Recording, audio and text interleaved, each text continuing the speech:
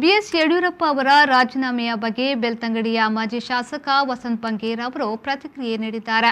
ಯಡಿಯೂರಪ್ಪ ಅವರ ಮನಸ್ಸಿಗೆ ನೋವಾಗಿದೆ. ಆ ನೋವು ಪಕ್ಷಕ್ಕೆ ತಟ್ಟುತ್ತಿದೆ ಎಂದು ಹೇಳಿದ್ದಾರೆ. ಪಕ್ಷ ಕಟ್ಟಿ ಬೆಳೆಸಲು ಕಷ್ಟವಾಗುತ್ತದೆ. ಕಾಂಗ್ರೆಸ್ಗೆ ಬಲ ಬಂದಿದೆ. ಮುಂದಿನ ಚುನಾವಣೆಗೆ ಬಿಜೆಪಿ ಅಧಿಕಾರಕ್ಕೆ ಬರುವುದಿಲ್ಲ ಎಂದು ತಮ್ಮ ಇಂಗಿತವನ್ನ ವ್ಯಕ್ತಪಡಿಸಿದರು. ಕಷ್ಟದ ಸಂದರ್ಭದಲ್ಲಿ ಮುಖ್ಯಮಂತ್ರಿಯಾಗಿ ಕೆಲಸ ಮಾಡಿದ್ದಾರೆ. ಭಾರಿ ಕಷ್ಟ ಈ ಕೊರೋನಾ ಸಂದರ್ಭ. ಯಾವುದು ಕಣ್ಣಲಿಲ್ಲ, ಬೇಕಾದ ರೀತಿಯಲ್ಲಿ ಬಂದಿದ್ದೋ ಬರಲಿಲ್ಲೋ ನನಗೆ ಕೇಳಬೇಕು. ಈ ಸಂದರ್ಭದಲ್ಲಿ ನಾನು ಅವ್ರಿಗೆ ಯಾವತ್ತೂ ಏನು ದೂಷಣೆ ಮಾಡಲಿಕ್ಕೆ ಹೋಗಲಿಲ್ಲ.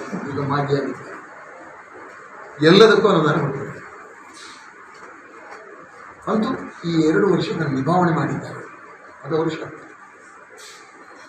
ಅಂಥವರನ್ನು ಈ ರೀತಿಯಲ್ಲಿ ಅವಮಾನಿಸಿ 2 ವರ್ಷದ ಸಾಧನೆಯ ದಿನ, ನಿನ್ನೆ 2 ವರ್ಷ ಪೂರೈಕೆ ಮಾಡಿದ್ದು ಸಾಧನೆಯ ದಿನ.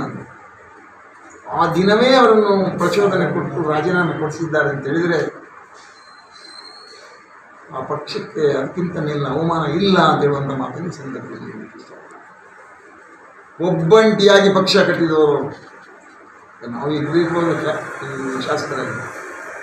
ಒಬ್ಬಂಟಿಯಾಗಿ ಪಕ್ಷವನ್ನು ಕರ್ನಾಟಕ ರಾಜ್ಯದಲ್ಲಿ ಬೆಳೆಸಿರುವ ಯಡಿಯೂರಪ್ಪ ಇಲ್ಲದಿರ್ತಿದ್ರೆ ಕರ್ನಾಟಕದಲ್ಲಿ ಇವತ್ತಿಗೂ ಬಿಜೆಪಿ ಅಧಿಕಾರಕ್ಕೆ ಬರ್ತಿರಲಿಲ್ಲ ಅಂತ ಹೇಳುವಂತಹ ಸ್ಪಷ್ಟ ವಿಚಾರವನ್ನು ಈ ಸಂದರ್ಭದಲ್ಲಿ ಹೇಳ್ತಾರೆ. ಬೇರೆ ಯಾರಿಗೂ ಈ ರೀತಿ ಪಕ್ಷ ಕಟ್ಟಲಿಕ್ಕಾಗುವುದು. ಅವರ ಮೇಲೆ ಅನೇಕ ಅಪಾದನೆಗಳಿರ್ಬೋದು, ಆದರೆ ಮಾಡಿದ ಕೆಲಸವನ್ನು ಯಾರಾದರೂ ಒಪ್ಪಲೇಬೇಕು. ನಾನೀಗ ಕಾಂಗ್ರೆಸ್ನಲ್ಲಿರ್ಬೋದು, ಅವರು ಬಿ ಜೆ ಪಿಯಲ್ಲಿರ್ಬೋದು, ನಮ್ಮ ಬದ್ಧ ವೈರ ಪಕ್ಷಗಳು. ಆದರೆ ಅವರು ಮಾಡಿದ್ದನ್ನು ಒಪ್ಪಲೇಬೇಕು, ಅವರನ್ನು ಅಭಿನಂದಿಸಲೇಬೇಕು. ಆದರೂ ಕಣ್ಣೀರು ಬಂದರು. ಭಾರಿ ಕಠೋರ ಮನುಷ್ಯ, ಭಾರಿ ಕಠೋರ. ಇನ್ನೇ ಮಾತ್ರ ಕಣ್ಣೀರು ಬಂತು. ಸ್ವಾಗತ ಯಾರಿಗಾದರೂ ನೋವಾಗುತ್ತೆ. ಒಬ್ಬ 2 ವರ್ಷ ಹೋರಾಟ ಮಾಡಿ ಮುಖ್ಯಮಂತ್ರಿಯಾಗಿ ಈ ರಾಜ್ಯವನ್ನು ಚೆನ್ನಾಗಿ ಆಳ್ವಿಕೆ ಮಾಡಿ ಅದೇ ವರ್ಷದ ದಿನ ರಾಜೀನಾಮೆ ಮನೆಗೆ ಹೋಗಬೇಕು ಅಂತ ಸ್ಥಿತಿ ಬಂದರೆ